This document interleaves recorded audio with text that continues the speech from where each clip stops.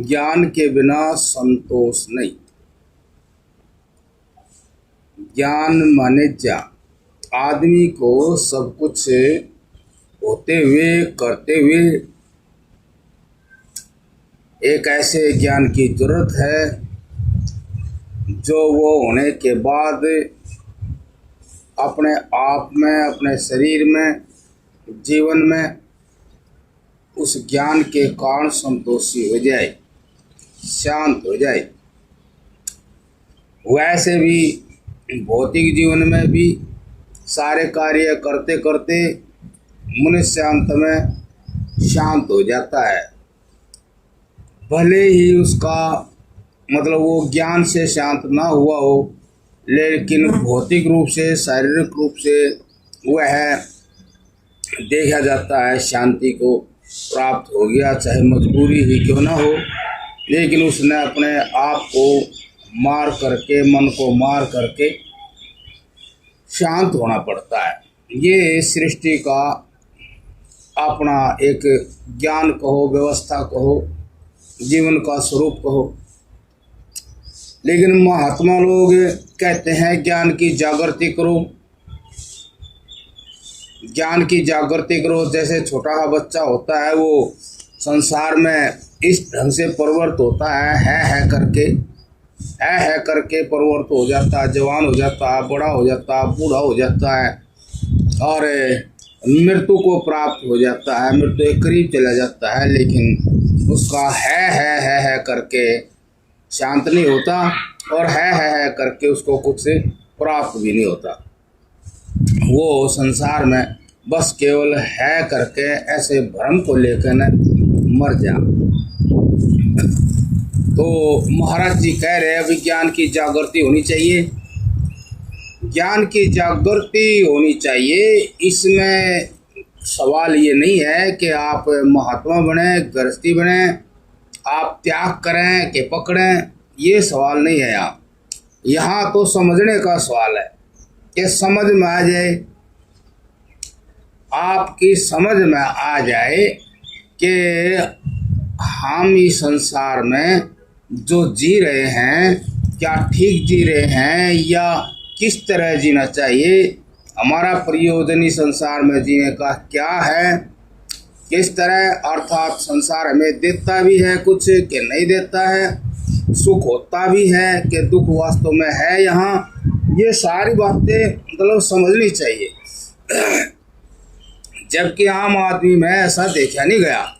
वो दुखी भी रहता है, चिंता में भी रहता है, भय में भी रहता है, लेकिन जीवन को वो ही जीता रहता है। कैसा शुरू हुआ था जन्म से बच्चे का, वो बिल्कुल वैसा ही जीता रहता है जैसे बच्चे से उसने जो अपनाया था उसी को जीता रहता है। और उसके अंदर जीते जीते कभी भी कोशिश नहीं करता कि चिंता का कारण क्या है, भय का कारण क्या है, और भी मृत्यु से डरने का भी कारण क्या है। क्या ऐसा है कि हम बहुत कोशिश करते हैं ठीक ठीक रहने की, करने की, और फिर उसमें भी हमें किसी प्रकार की आपत्तियाँ आती रहती है, हम ही करते हैं और आपत्तियाँ भी वहीं पैदा हो जाती है। तो इस जीवन को समझने के लिए महात्मा लोग कहे कि कोई ऐसा ज्ञान की जागृति करो, मतलब ज्ञान को इतना मजबूत करो कि इनके कारणों को जान ले और ख़त्म भी कर दे।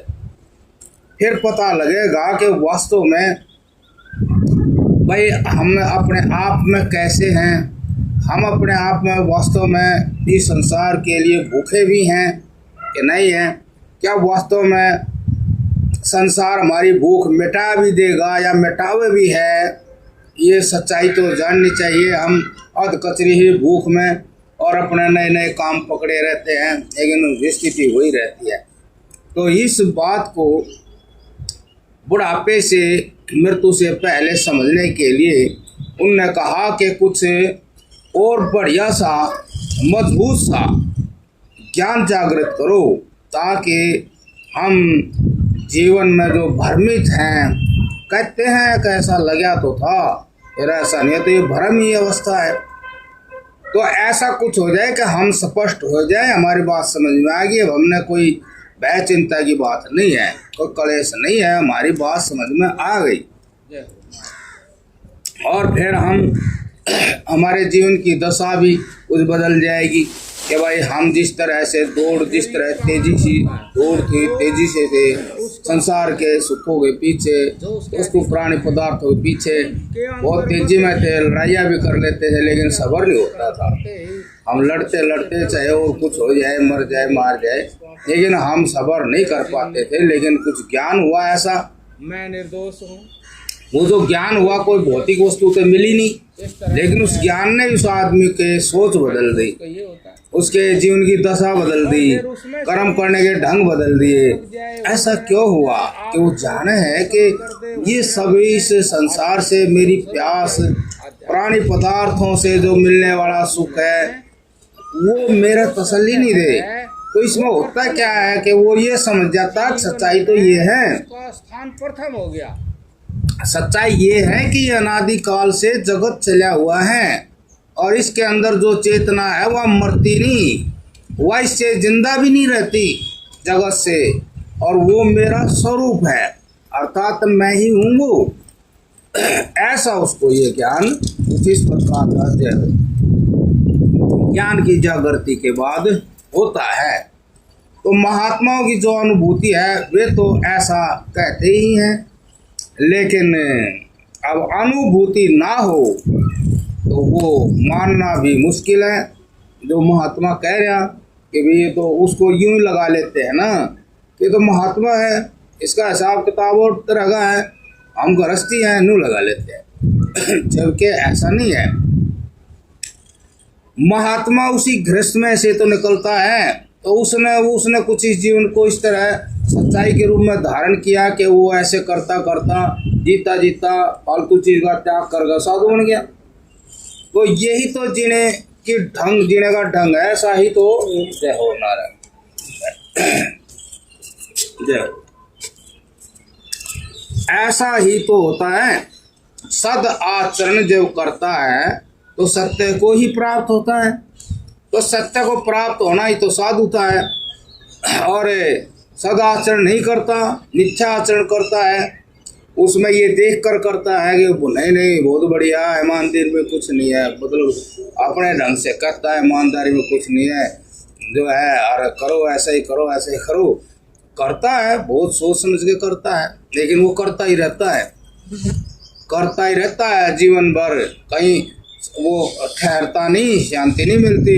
वो भ्रम जो है उसका वो करवाता रहता है। और है भी यही सच्चाई कि यदि सत्य ज्ञान नहीं हुआ है तो करता ही रहेगा। बड़े महाराज जी भी कहा करते हैं करो है ना, ये कौरव है। हाँ, करो जो है ये कौरव है। हाँ, ये जो इनसे सावधान रहो। हाँ, इससे सावधान रहो। जो करो का भाव है, इसने भारत जी का है भाई, कौरव सेना है और ये किसके बच्चे हैं? धृतराष्ट्र के हैं। भाई धृतराष्ट्र अंधा है, तो धृतराष्ट्र अंधा है, वास्तविकता को देखता नहीं, संसार के प्राणी पदार्थ वस्तुओं उसका मोह है। अब उसको ये वहम है, अब इन्हीं से जिंदा रहूंगा, नहीं तो मर जाऊंगा। धृतराष्ट्र को दिखता नहीं, मतलब उसकी आंखें बंद हैं, अंदर की भी और बाहर की भी, मतलब विचार शक्ति, विवेक शक्ति बिल्कुल खत्म है।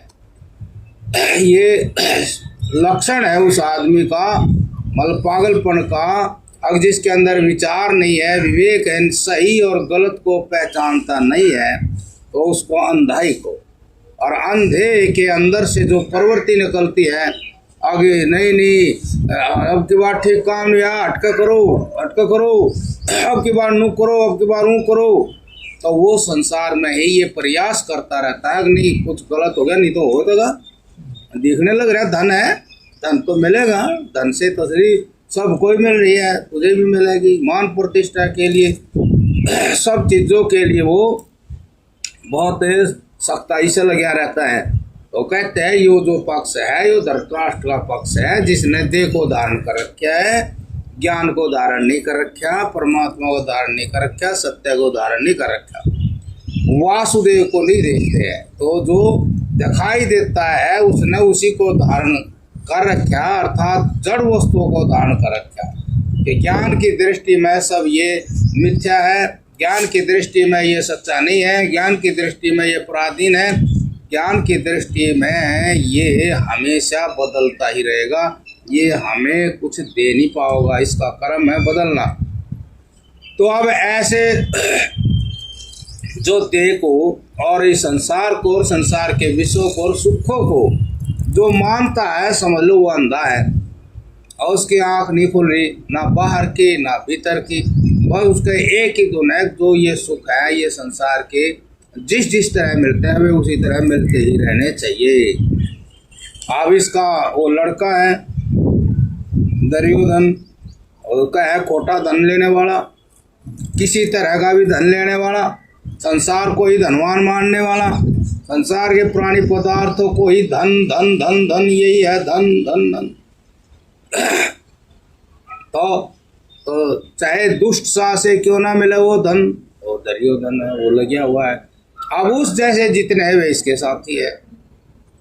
और फिर जो दूसरा पक्ष है बुद्धि वाला, वो दूसरा पक्ष है बुद्धि वाला ज्ञानवान, जो अर्जुन का पक्ष है। और भाई वो वासुदेव के भक्त हैं, उनको इसमें कुछ दिखाई भी दे है, अगर अपनी मर्जी से नहीं मिलने का योग, इसके अंदर कोई बसी हुई शक्ति है, चेतना है, वासुदेव है, तो वैसे तो प्रॉपर्टी उसी की है ये। उनकी ये बात कुछ समझ में आ रही है, क्योंकि वे बुद्धि से काम ले में, बुद्धि पंडा बुद्धि की, हाँ पंडा नाम बुद्धि का, हाँ जी पंडा बुद्धि। जो ये पांडवों के पुत्र है तो वो पंडा नाम बुद्धि का है। अब वही वो पक्ष है, थोड़े विचारवान है, थोड़े विवेकशील है, तो विवेकशील होते ही वासुदेव दिख गया, तो वो देखा वासुदेव है, वो सब जगह वही बैठा है, उसके बिना तो कोई वस्तु स्थिर है ही नहीं, उसके बिना तो किसी वस्तु की सत्ता ही नहीं है। तो फिर जिसके बिना किसी वस्तु की सत्ता नहीं तो प्रॉपर्टी तो उसकी होगी, वो हमारी कैसे होगी? हमें तो वो देखा है, हमसे पहले बैठे है वो बैठ करके सब वस्तुओं की रचना कर रहा, तो वासुदेव वो वासुदेव के पक्ष में है, इसलिए वे क्या हो, तो वासुदेव के पक्ष में है, तो वो धन की कमाई करते हैं, वासुदेव की कमाई करते हैं, परमात्मा की कमाई करते हैं। जो परमात्मा के अधिकार में चीज है और परमात्मा के अधिकार के साथ जो मिलते हैं वो अपनी है, इसीलिए उनके जीवन में त्याग विशेष है।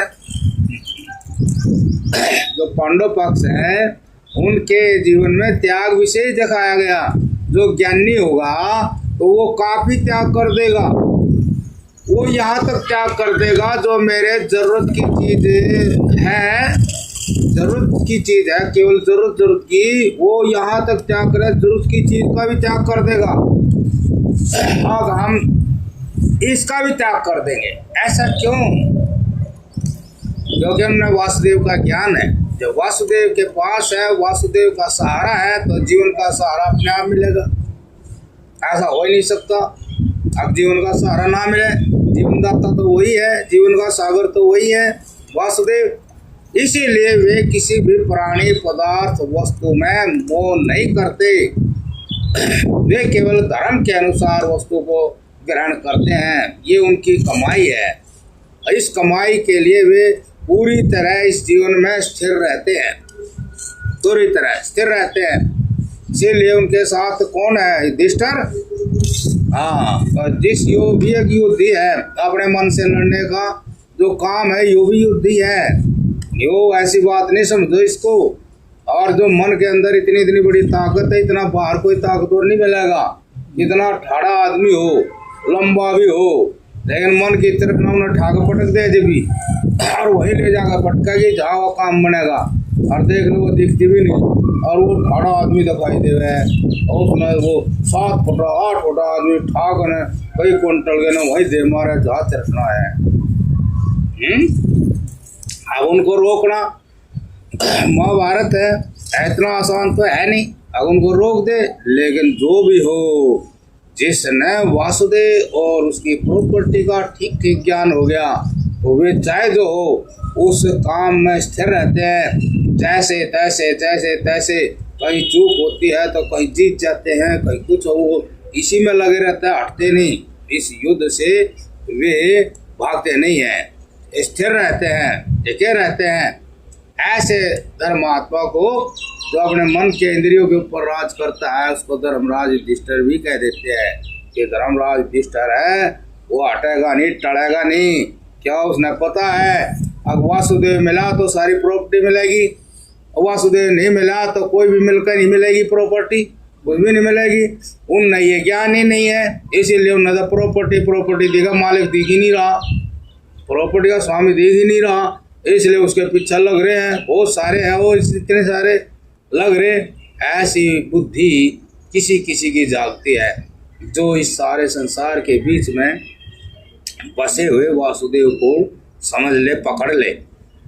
अब ऐसी जो बुद्धि होगी वे तो थोड़े आदमी रहते हैं, लेकिन आदमी बेशक थोड़े रहे, लेकिन ज्ञान के बल पे जो है वे जो उधर उस पक्ष के अंधे लोग हैं, विचारवान नहीं है, समझते नहीं, उनको परास्त कर देते हैं, परास्त कर देते हैं। हाँ, उनको, क्योंकि उनके साथ वासुदेव का बल नहीं है, परमात्मा का बल नहीं उनके साथ। और वे जो दो चार है उनके साथ परमात्मा का बल है, अर्थात उनको विवेक ज्ञान है। अपने विवेक ज्ञान से वो उनको पीछे कर देते हैं, हटा देते हैं।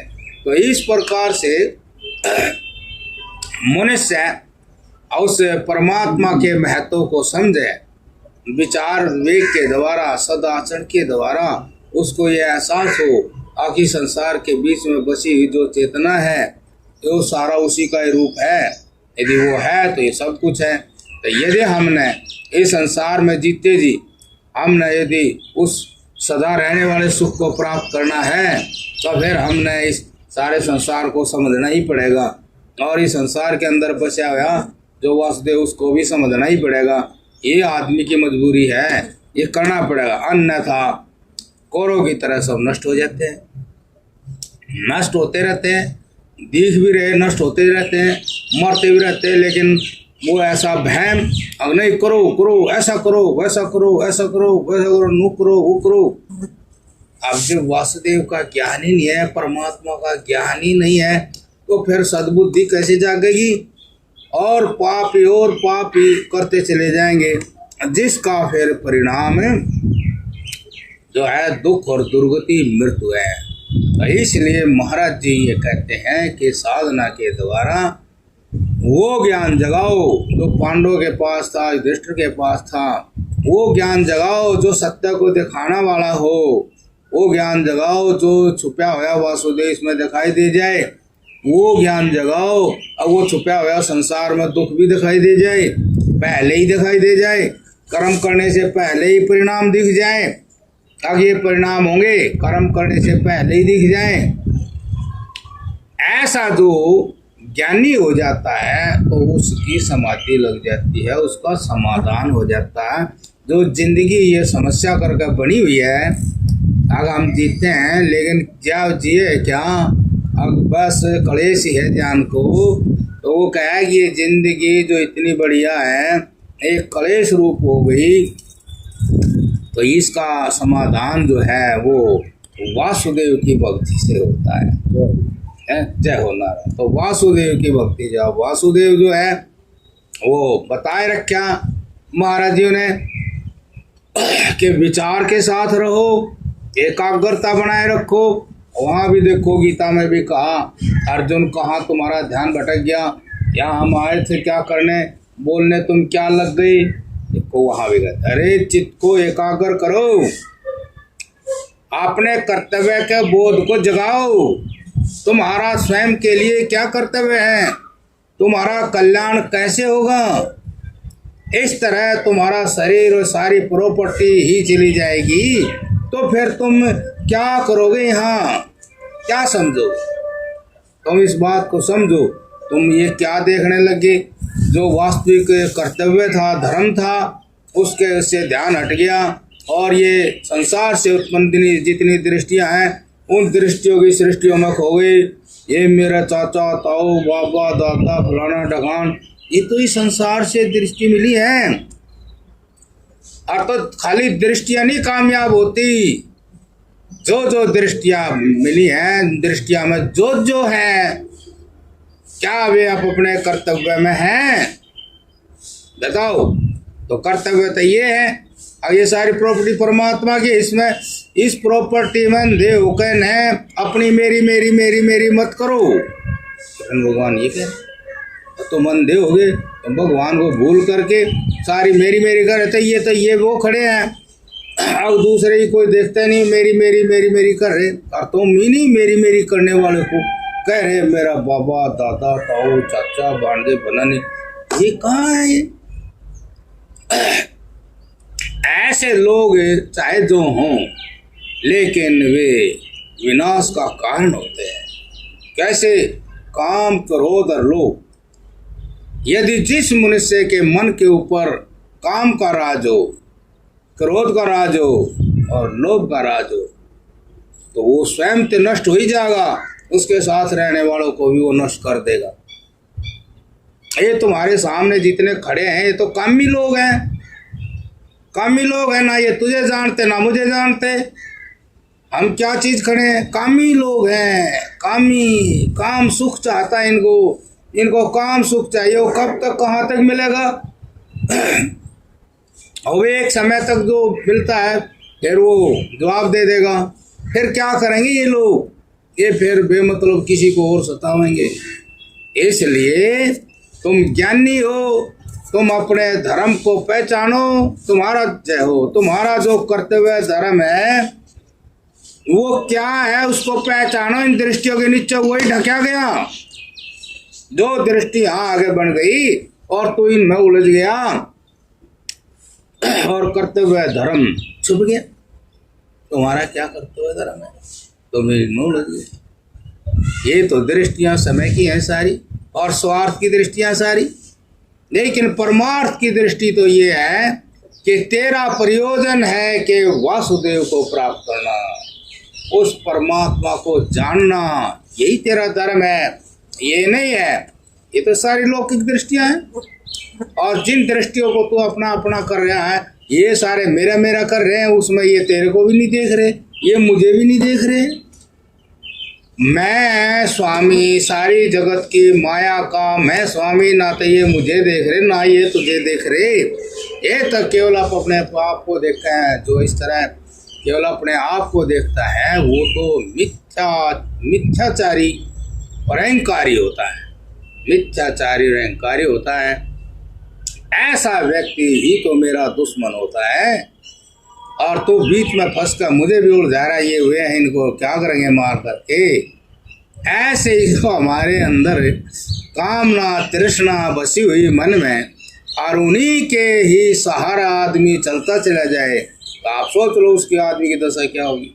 कमजोर होता चला जाएगा, नसों में बढ़ जाएगा, विषों में बढ़ जाएगा, दिन पर दिन मन मानसिक रूप से शारीरिक रूप से कमजोर होता चला जाएगा, दीनहीन हो जाएगा। बताओ क्या दीनहीन है दुनिया? क्या जीवन दीनहीन है? क्या परमात्मा दीनहीन है? क्या परमात्मा का रचा संसार दीनहीन है? बताओ। तो अनादि काल से परमात्मा स्थिर है, अनादि काल से संसार स्थिर है, कुछ भी नहीं बिगड़ता इसका, तो दीनहीन कैसे हो सकता है? जो दीनहीन होता है वो नष्ट हो जाता है। तो इसीलिए वे कह रहे हैं कि तू मेरे मन को भी कमजोर करने की कोशिश कर रहा है, तू क्या सोच रहा है? फिर भी वो उसके ऐसा ही होता है। जब किसी के दिमाग में बात नहीं बैठती तो ज्ञानी तो उसका त्याग ही कर देता है। अरे रही तब उसने कहा ठीक है, जो तुम्हें ठीक लगा कर लो। तब वो तो उन्हें पता लिया अब भाई नहीं, बात तो ये भी सही है, सबने पता रहा है। लेकिन उस बात के पक्ष में खड़ा होना मजबूती से, यही तो मुश्किल है। नहीं तो आम आदमी ने पता है झूठ तो बोलना गलत ही है, छल कपट करना तो गलत ही है। यदि मेरा पिताजी भी यदि छल कपट करता है और छल करता है, धोखा करता है किसी के साथ, तो वो पिताजी भले ही है लेकिन वो गलत है। सत्य तो यही है, सत्य तो सदाचरण है। तो वो जो सत्य है ऐसा तो हम करेंगे तो हमारी आत्मा साफ सुथरी और स्वाभिमान से परिपूर्ण रहती है। ये तो सब प्रत्यक्ष दिखता है। और जब हम झूठ बोलते हैं चोरी कर लेते हैं, छल कपट कर लेते हैं, तो हमारी आत्मा बिना बात ही परेशान रहती है, दुखी रहती है। कहीं पता लग गया तो फिर बड़ी बेइज्जती हो जाएगी। तो इस प्रकार से जो ऐसा करता है तभी तो उसके अंदर परमात्मा का प्रकाश होता है, आत्मा का प्रकाश होता है, और वो होने के बाद उसने सब कुछ अपने आप ही मिल जाता है, सारी चीज अपने आप मिल जाती है। तो इसलिए ये जो मन की वृत्तियों को रोकना है, यही महाभारत है कि भाई जो जन्मा है तो जन्म करके केवल है करके संसार को ही देखता रहे तो राष्ट्र जैसी उसकी दशा हो जाएगी। और यदि थोड़ा सा इस चरित्र का ध्यान कर ले, अब चोरी जारी मिथ्या संसार में कहीं नहीं हो सकती, अर्थात ये समाज को पसंद ही नहीं है।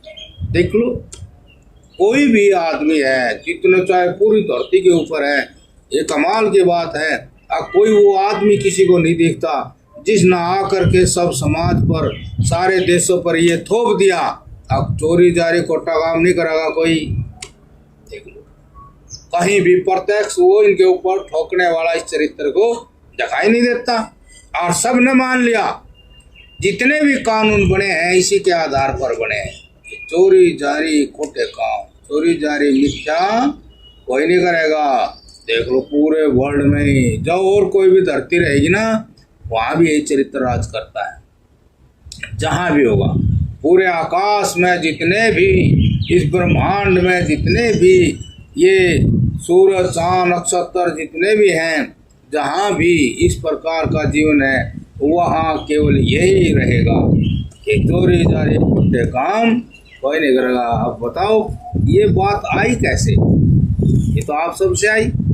हम आप सब बैठे हैं, आप अपनी चोरी, अपनी वस्तु की चोरी नहीं होने देंगे। आपकी चीज कोई है और कोई चोरी करे, है गलत बात है, कैसे हो गया? अब जहाँ जहाँ ये चेतना है वहाँ वहाँ यही चरित्र है। वो चेतना है, ये बात ठीक नहीं है, नाजायज है। तो जायज नाजायज शुरुआत कहाँ से हुई? ये सब के अंदर वासुदेव बैठा है, परमात्मा बैठा है, यहाँ से हुई। ऐसा ही परमात्मा का चरित्र है कि परमात्मा किसी भी चीज पर मोहित नहीं होता, और यहीं से वो वसूल चालू हुआ है कि जिसने जैसे भी अपनी मेहनत से कमाई है चीज, उसी की है।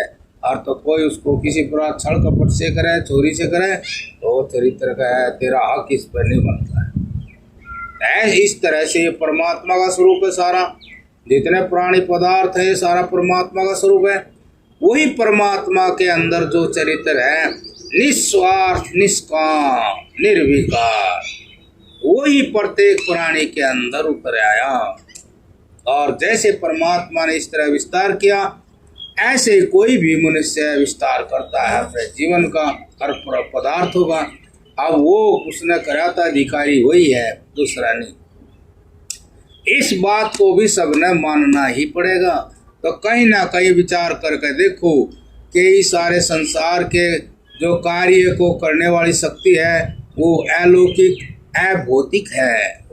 अभौतिक है, वो पृथ्वी, जल, अग्नि, वायु, आकाश से नहीं बनी है, वो तो बनी बनाई है। वो अभौतिक है, इन भूतों से नहीं बनी है।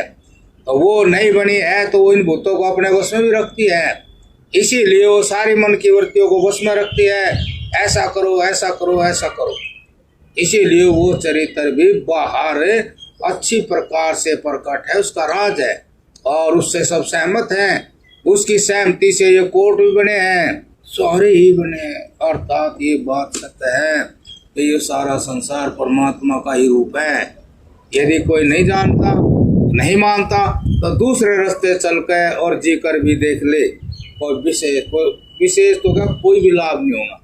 और वो जानता है वे गलतियां करता, और जब वो कमजोर हो जाएगा, जब वो कहेगा हाँ मैंने भी ज़्यादा ही अहंकार किया, मैंने भी बात तो जानू था मैं, और मैंने नहीं।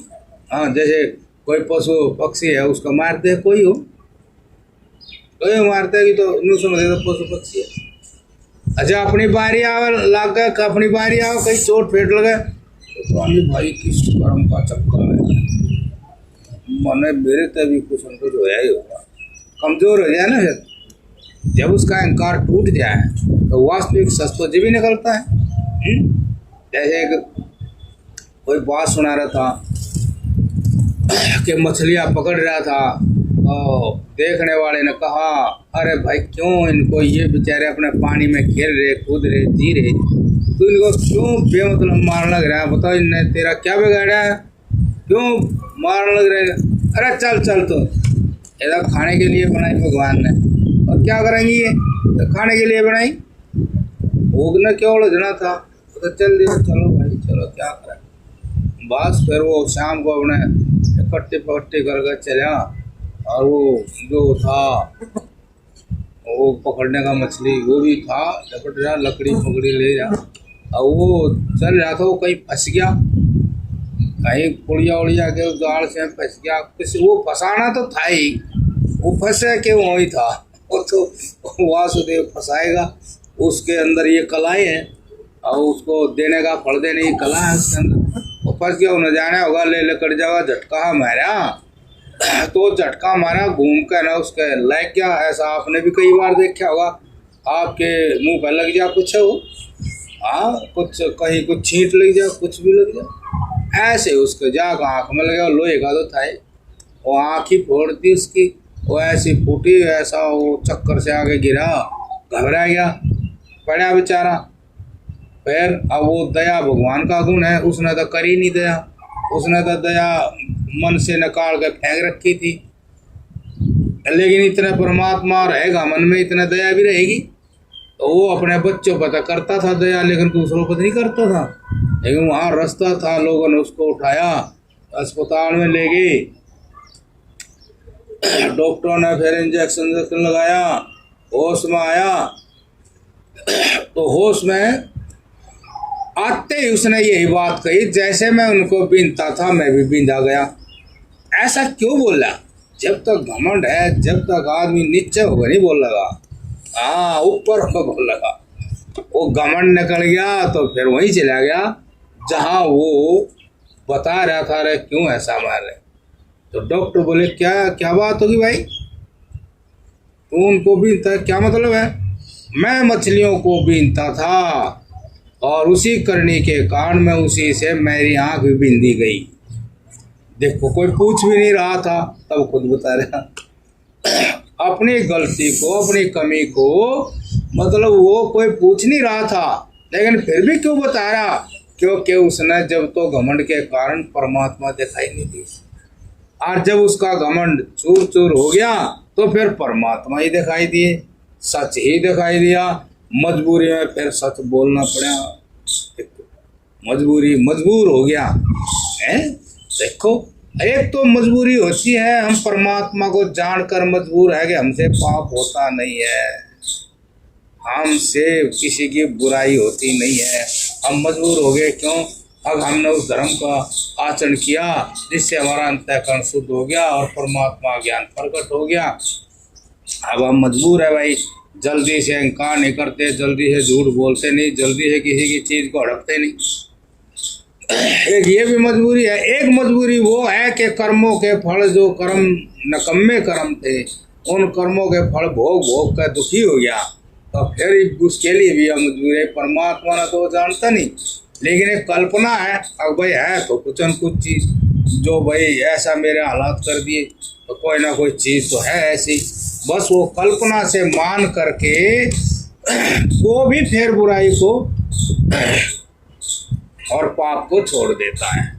एक तो उस परमात्मा की आज्ञा का पालन करता हुआ मन को शुद्ध कर लेता है और उसे वो क्या कहते हैं, परमात्मा को जान लेता है।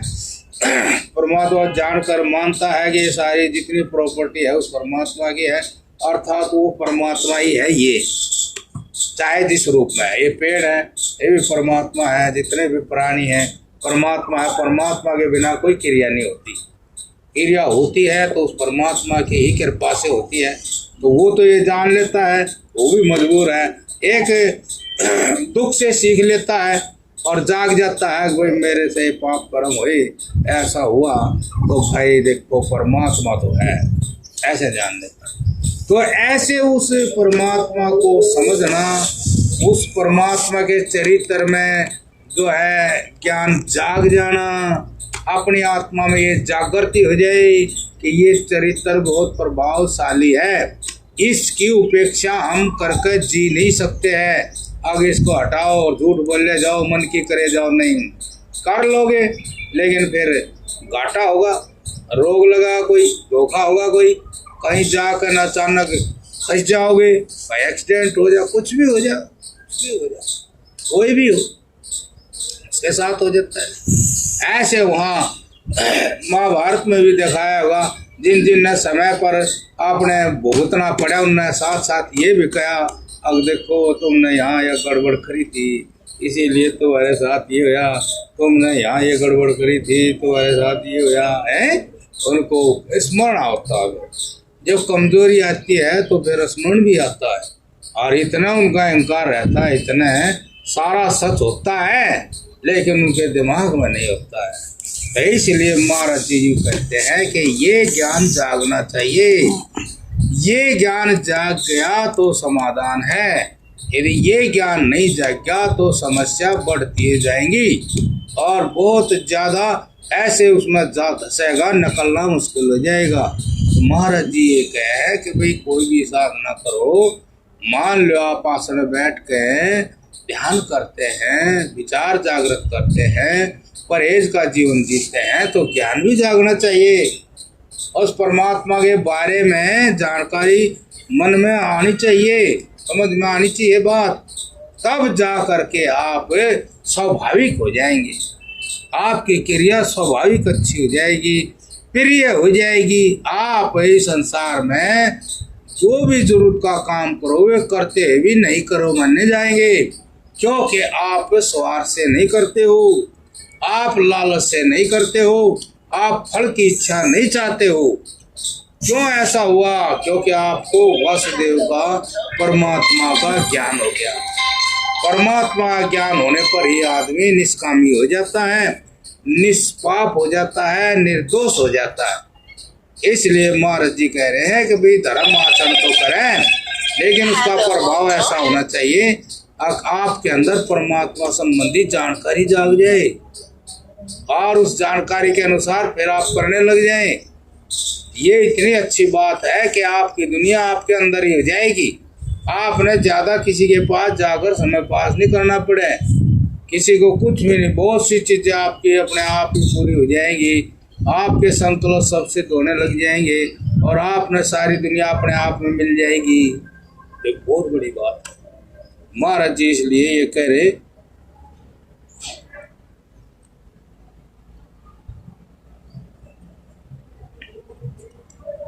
महाराज जी ये भी बताया करते बोलो, एकांत का वास्ता झगड़ा ना जाता, एकांत में रहा करो, हैं?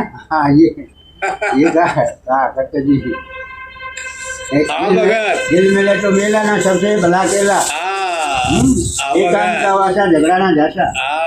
वो भगत जो सदाचरण करता है ना, तो फिर जितना भी उसके अंदर मैल है ना और फालतू जो तरंग है, जो चंचलता मन की फालतू थी, वे सारी सदाचरण से ठंडी पड़ जाती हैं और वो अपने आप में ही सारी चीज पाने लग जाता है। जो दूसरों में पाता था तो फिर वो अकेला हो जाता है। जो सदाचरण करेगा, धर्माचरण करेगा, तो फिर वो फालतू कहीं के संग मिले ही नहीं, वो स्वयं ही अकेला हो जाएगा। ऐसे कोई कहे भाई मैं अकेला हो जाऊं, ऐसे नहीं होने का। मतलब उसने धर्म का सहारा लेना पड़ेगा। यदि अकेला होना है उसने, तो उसने धर्म का सहारा लेना पड़ेगा, उन नियमों का, उन वसूलों का पालन करना पड़ेगा। तो फिर उसकी फालतू इच्छाएं थी जो संग करवाती थी, वे सारी खत्म हो जाएगी। इसलिए यहाँ जो है परमात्मा का रूप ही है धर्म। वो धर्म आचरण, धर्म ये धर्म के बहुत रूप बताए, लेकिन ये भी एक धर्म है, इसको भी मान ले को यम नियम आसन प्राणायाम प्रत्याहार धारणा ध्यान समाधि के यम नियम के यम मतलब अपने आप पर शासन करे, अहिंसा परमो धर्म, सत्य असत्य ब्रह्मचर्य अपरिग्रह। अब ये धारण करना पड़ेगा। जो ये धारण करेगा अपने आप ये अकेला हो जाएगा, उसने दूसरे से मिलने की जरूरत ही नहीं। ये धर्म ही एक ऐसी चीज उसके अंदर दे देगा ताकतवर, वो कहेगा ए ऐसा नहीं करो, ए ऐसा नहीं करो, तो कैसे जाएगा। अब ये धर्म है कि भाई यम का मतलब है शासन करना अपने आप के ऊपर, मन के ऊपर शासन करना। ये सारा जो बताया गया अहिंसा, सत्य, अस्त्य, ब्रह्मचर्य, परिग्रह, ये जो बताया गया ये सारी बात जो है मन पर लागू होंगी, मन पे कि अहिंसा, हर एक प्रत्येक प्राणी के प्रति ये भावना रखो, अब ये मेरे आत्मा जैसा ही है, जैसे मैं दुख नहीं चाहता तो मैंने किसी को दुख देना भी ना चाहिए। और संसार का नियम है, ये वसूल है जिंदगी का, ऐसा वसूल है जिंदगी का। अब कोई भी सुख लोगे तो बिना दुख दिए सुख मिल ही नहीं सकता। वो अच्छे सिद्ध हो गया, इस बात से सिद्ध हो गया कि आप संसार का कोई भी सुख ले रहे हो तो हिंसा ही कर रहे हो। सोच लो, तो पहले हमला सुख पे करना पड़ेगा, पहले अपने मन को सुख से हटाना पड़ेगा। क्यों? और कोई भी संसार का सुख हम ले रहे हैं, अवश्य किसी न किसी जीव को हम सता रहे हैं, दुख दे रहे हैं। देखो कितना बारीक सच है, और कितने बारीक सच में हम कितने कसूरवार हैं, ये भी देखना पड़ेगा। इसीलिए हमने जो है कोई भी सांसारिक सुख है वो सोच समझ के लेना चाहिए, अर्थात हम जहाँ हैं हम उसी में ही रहें। हमने यहाँ तक के, अब ये बात है यहाँ तक के आपने किसी से भी अच्छा काम भी करवाना मुश्किल हो जाएगा। क्या मतलब हुआ कि अच्छा काम वो खुद ही क्यों ना कर ले आप क्यों कर सकते हो, खुद ही करो ना, खुद ही कर लेगा। इसलिए जैसे खुद ही उसके जो अच्छे अच्छे लोग हैं उनकी खुद ही सेवा करो, उनको ऐसा करो वैसा करो, जो भी है। तो देखा अब यम में पहला ही एक ऐसा पक्का और सच्चा और हमेशा हमारे पास रहने वाला है ये धर्म है कि अहिंसा जय हो, जय हो, अहिंसा जय हो, जय हो, नारायण जय हो, जय हो, जय हो, जय हो। अहिंसा मतलब किसी भी जीव को तंग ना करना, किसी को। देखो अब महात्मा रह रहे हैं खेतों में कहीं तो सांप भी आ जाते हैं, लेकिन देखो वो सांप आ जाए तो उसको मार देंगे। महात्मा बैठा था कुटी में, तो बस 10 बज गए, तो महात्मा ने सोचा चलो 10 बज गए, वो उठे देखें तो बैटरी अपने पास रखता तो भाई अंधेरे में, क्योंकि महात्मा ने तो अंधेरे में चांदना करना है, वो चांदने से चांदना नहीं करता, वो अंधेरे में चांदना करता महात्मा। तो अंधेरा कर देता है, अंधेरा हो ही रहा है, जिंदगी में अंधेरा ही हो जाता है। जो यदि परमात्मा के चरित्र उपासना नहीं करे और वो परमात्मा चरित्र ही अंधेरे में चांदना कर देता है। तो वो अंधेरा था, उसने टॉर्च उठाई और जैसे कुटी में घुमाए तो बहुत भारी सांप घूम रहा नीचे। महात्मा तख्त पे बैठा, काला सांप बहुत भारी घूम रहा, वो देखो वो भाई अब कुछ था भी नहीं महात्मा के पास, बाहर था एक लक्कड़ सा, अब वो पैर रख कर जाना, सांप भी नहीं। लेकिन महात्मा थोड़ा घबरा नहीं था, वो महात्मा ने बहुत फुर्ती से पैर रखा, लकड़ उठाया और एक हाथ से वो लकड़ भी बहरी, सांप भी बहरी, और उसका कहा चल भाई। वो सांप कह रहा नहीं ये हमारा घर है, वो वहीं घूमता हुआ रह जाता होगा। अरे भाई ये बात क्या है, हमारा घर है, हम रहते हैं यहाँ, अगर भाई लकड़ है हम है यहाँ, और वजन होगा उसको 5-7 किलो वजन तो होगा, इतना भारी तो था। उसको उसने फिर धीरे धीरे वो कर दिया। तो देखो सब जीव समझ जाते हैं, जैसे मान ले उसका डंडा लग रहा था, वो समझे था कि ये मारने वाला डंडा नहीं है, समझ एक ही है, और वह समझ है वो परमात्मा है। जो समझ है या जिसमें समझना होता है वो ज्ञान स्वरूप आत्मा ही है। तो सांप की मनोवृत्ति में फर्क हो सकता है, लेकिन समझ में फर्क।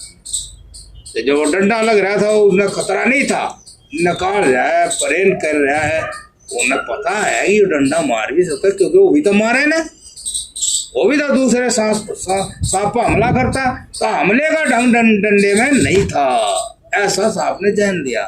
अब हमले का तो ढंग नहीं है ये। करते करते सांप बड़ी मुश्किल से बाहर गया, तो ऐसे फिर भी आ जाते हैं। तो इस तरह से अहिंसा परमो धर्म। आप यदि ईमानदार हैं अहिंसा में, आपने अहिंसा का पालन ईमानदारी से करा, तो फिर दूसरा भी कोई जीव जल्दी से आपको हमला नहीं करता।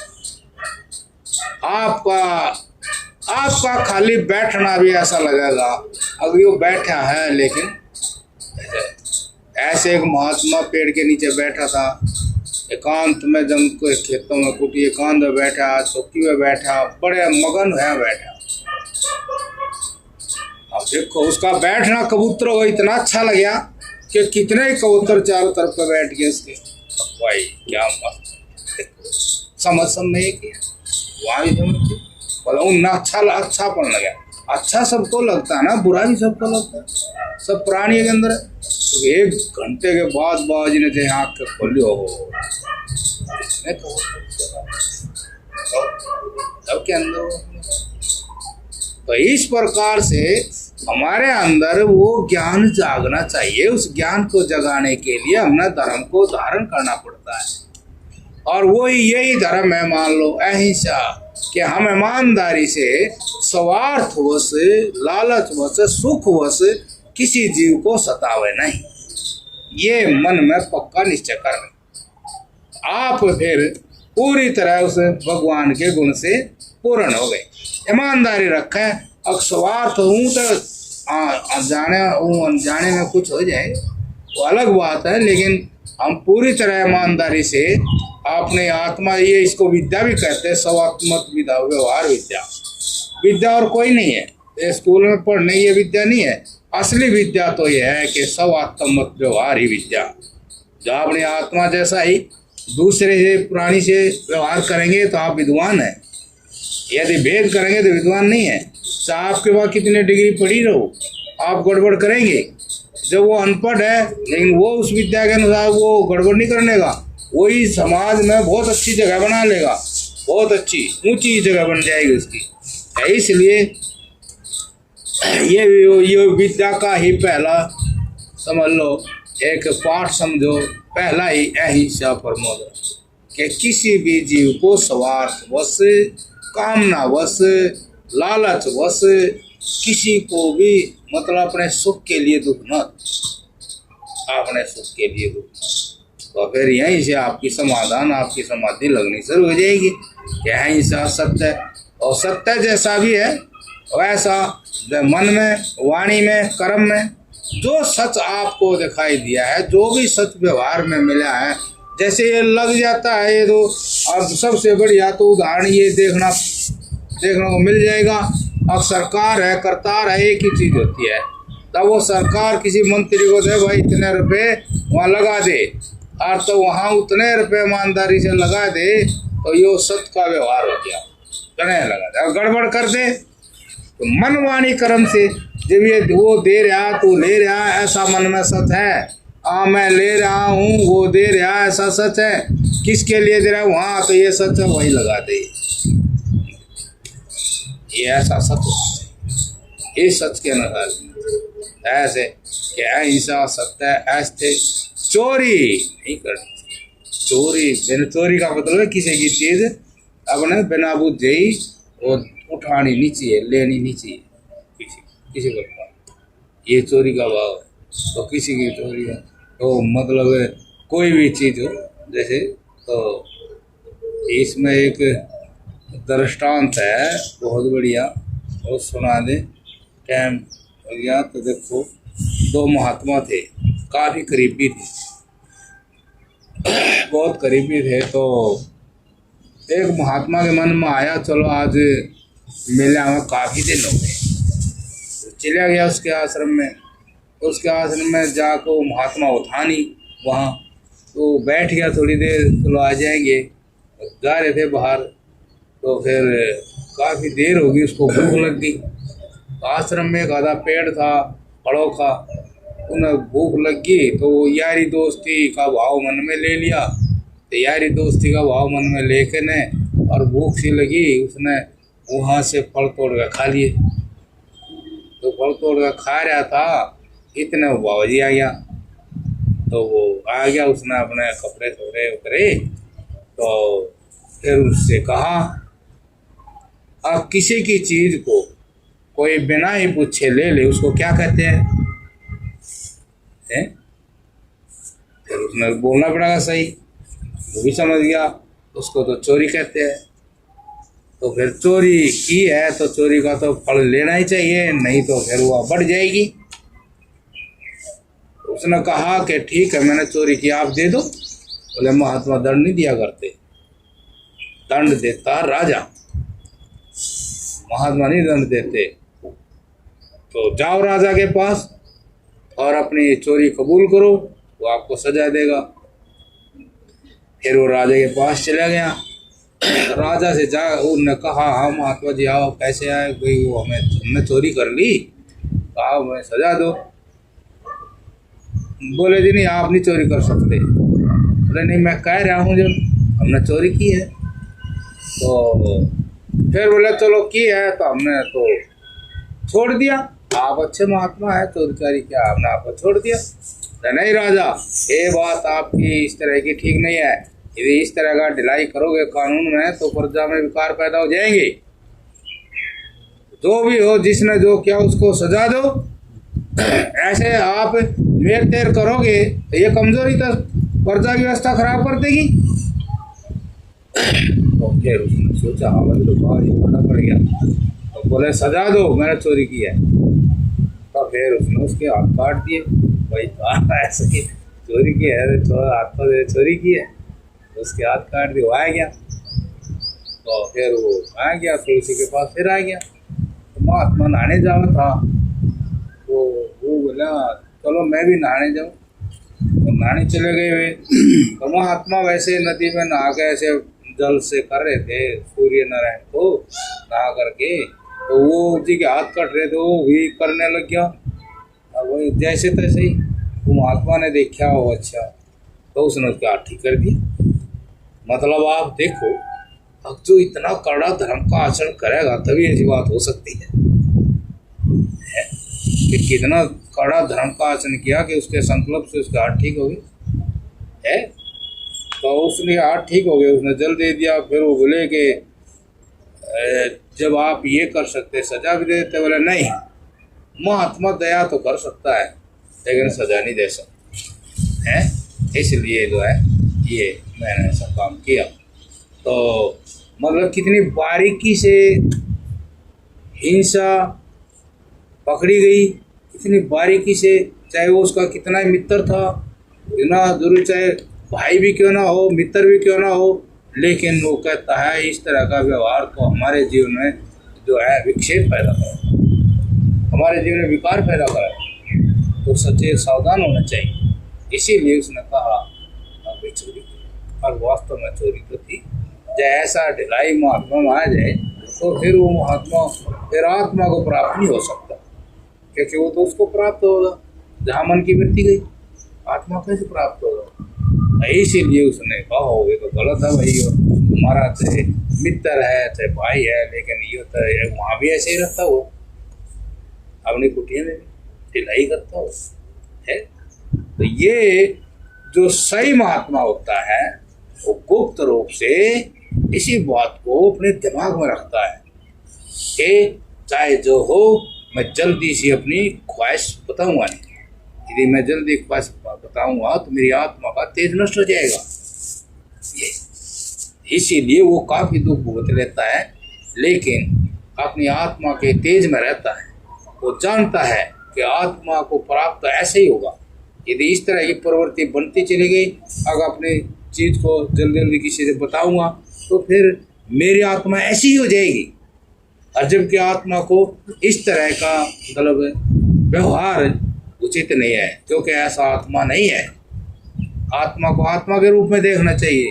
तो इसलिए उनने ये कहा भाई ऐसे ऐसे। तो कोई भी अच्छा साधु होता है तो निकला है ऐसे कि कोई श्रद्धा से पूछेगा, समर्पण भाव होगा तो फिर उसकी चीजें लेनी उचित है। अन्यथा अपने दुख में जियो, दुख में जिएंगे तो परमात्मा प्रेरित करेगा किसी को तो फिर वो चीज देंगे। अन्यथा इस दुख में जियो, इस दुख में जीने वाला ही साधु आत्मा को प्राप्त होता है, वासुदेव को प्राप्त होता है। ठीक है, 6 बज गए। बड़े महाराज जी भी कहा करते हैं कि जिसके पास ज्ञान होगा वो किसी को शराब नहीं देगा। बड़े शराब देगा। कहते हैं महाराज जी ऐसा क्यों है बताओ? अब जो ज्ञानी होगा वो शराब नहीं देगा, ऐसा क्यों है? ऐसा इसलिए है कि ज्ञानी कोई भी ऐसा काम नहीं करता जिससे दूसरों को दुख और वो फिर हमारा कर्म हमारे सामने आए, हमने उसको भुगतना पड़े। वो शराब देगा उसको तो दुख दे देगा, लेकिन प्रकृति तो नु कहेगी तेरे में भी गुस्सा है क्या? वो आत्मा को जानता हुआ फिर दे आत्म बुद्धि कैसे कर गया? दे कोई आत्मा समझ बैठा तू तो इतना ज्ञानी हो गया तो नहीं स्वार्थ के कारण देखो क्या कर दिया। इसीलिए वो किसी को भी शराब नहीं देता कि भाई वो कर्म ऐसा बन गया तो। अच्छा, फिर बात ये है महात्मा कोई तंग करे, महात्मा कुछ करे और महात्मा कुछ करे नहीं तो ये जरूरी नहीं उसका कुछ ना हो। उसका फिर वासुदेव करेगा। जाने में पाप नहीं देखते हैं, जैसे आदमी तो पाप तो करना नहीं, लेकिन बारीकी से जब हम जाते हैं चल रहे रास्ते में तो उसमें भी कुछ प्राणी ऐसे हैं जो हमारे उसके नीचे आ जाते हैं। किसान जो फसलों में पानी देता है तब भी रोटी पकाते हैं, तब भी कुछ कीट पतंग जो है कई बार वे आ जाते। तो इनके उसके इनके भी मान लो छोटे मोटे हमें कोई दुख मिलते हैं तो महात्मा को या उस आदमी को इतना साहस होना चाहिए उस सत्ता को उठने का। अब भाई देखो हम तैयार हैं, हम देखो जान कर तो मारते नहीं है, लेकिन यदि इसका कोई परिणाम हमारे सामने हम सहज स्वीकार करते हैं इसको है, क्योंकि इस संसार में जो है न चाहते हुए भी पाप होते ही है और हम चाहते भी नहीं, लेकिन यदि ये है तो हम तैयार हैं उस दुख को बड़े ही सहनशीलता से हम सहन करेंगे, लेकिन हम अपनी आत्मा को भटकने नहीं देंगे। हम स्वीकार करते ही आत्म बल इतना आ जाता है, अब वो उसको स्वीकार कर लेता है कि हम तैयार रहेंगे, इसको हम भुगत लेंगे, तैयार हैं हम इसके लिए, स्वीकार करते हैं। और दूसरे कुछ ऐसे हैं कि आप कुछ ऐसा पुण्य करते रहें, ऐसा पुण्य करते रहें, जैसे महात्मा है वो निस्वार्थ निष्काम सेवा करता है तो वो इतना पुण्य हो जाता है वो जीवों का जो पाप होता है नीचे दबे रहता है, वो उस पुण्य के बल से वो मुक्त हो जाता है। ऐसे गृहस्थियों ने भी करना चाहिए। ये जैनों ने जो कहाँ पहुँच गए हाँ वो तो वो ऐसे कुछ नहीं होता, इतनी जिम्मेदारी तो मानना गलत है। वही भाई कोई सांस में मर जाए फलाने मरे तो प्राकृतिक व्यवस्था है, इसके जिम्मेदार हम थोड़ी हैं। और हम गलती करके महाराज जी की पछतावा करता है तो वो भी सजा ही होगी इसके लिए। हाँ काफी सजा हो जाए, उससे भी उसकी आत्मा साफ हो जाती है। अब जैसे ये तो व्यवस्था प्राकृतिक, इसमें आप क्या कर सकते हैं भाई ऐसा करो ऐसा करो ऐसा। हाँ महात्मा का तो यही है कि भाई जान पूछ कर नहीं करे, बिल्कुल पक्का रहे। हमारे गले में कुछ हो रहा है तो भगवान की कृपा से बीच में खांसी उठी नहीं है, अब सत्संग पूरा गया उठी खांसी। अब हम बोल नहीं सकते ना, भगवान ने कहा ज्यादा ना बात बना, मेरा काम निमट गया।